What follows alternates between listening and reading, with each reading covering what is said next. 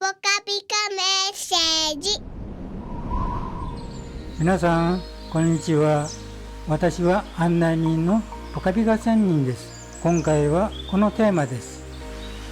神は宇宙に一つのパターンを敷かれました。理想的生活においては我々は他者のために生きるのです。どうして自分が他者のために生きないといけないのかと思った方もいるでしょう。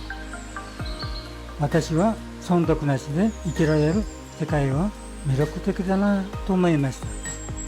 それでは深掘りしていきましょう。誠の神様がいらっしゃるのですが、その方を通して作られたすべてのものは理想的愛の条件を備えることができるように主体と対象の関係になっているのです。それゆえにこの宇宙のすべての被造物はペアシステムになっています。小さな昆虫も愛を中心としてペアシステムになっているということを知らなければなりません。鉱物世界も同じです。何のためにですか？愛ゆえにです。相手がいなければ愛を感じることも愛で一つになることもできませんね。それは神様であっても同じなのです。神様も対象が必要なのです。神様はなぜ被造世界を創造されたのでしょうか。神様は被造世界を通して喜びを享受されようとしたのです。神様がいくら絶対者だとは言っても喜びを一人で感じることはできません。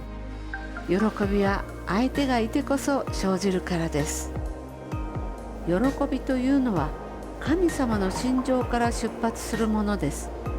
その目的はどこで遂げられるかというと、人間によって遂げられるのです。神様が人間を作られるとき、あらゆる生成をすべて尽くされ、また心血とご自身の生命の核心をすべて注いで作られ、ありったけの愛と愛情を降り注いで作られました。どのような力を用いて話そうとしても話すことができず、分けようとしても分けることのできない因縁の中で作られたのです。このように作られた人間なので、その人間をご覧になる神様には平和が宿ることができ、すべての情と幸福はその人間を通してこそ宿ることができるのです。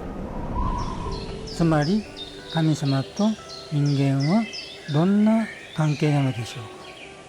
主人と島上ですか。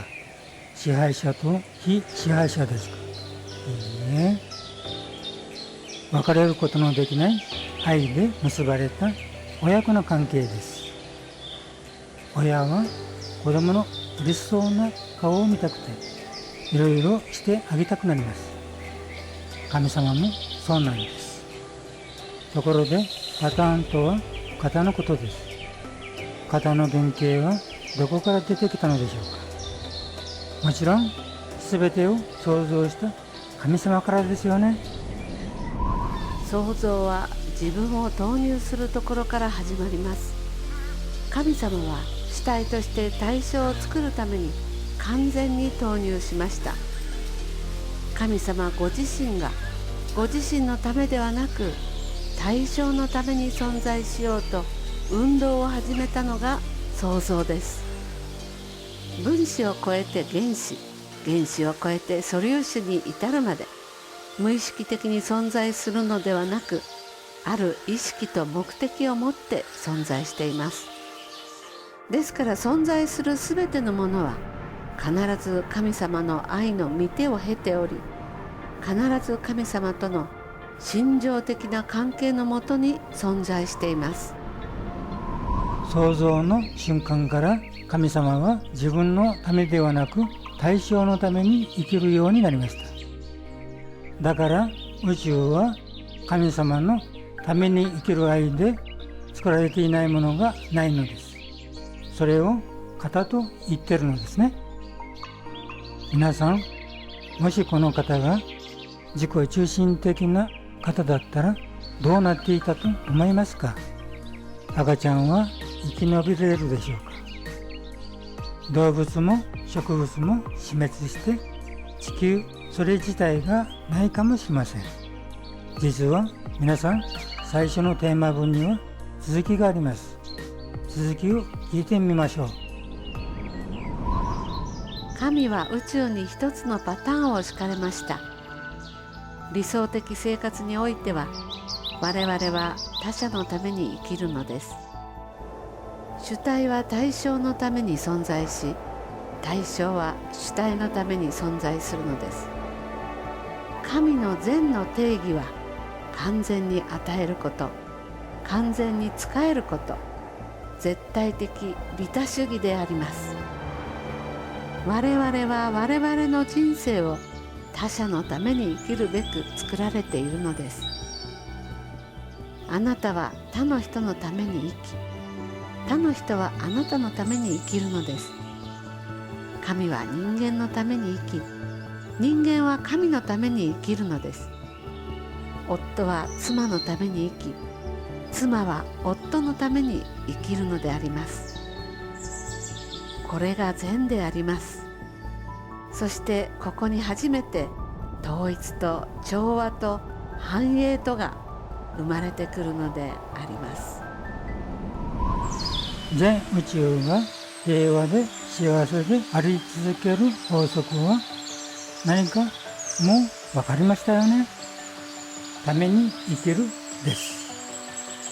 逆に全てを破壊させていくのが何かも分かりました。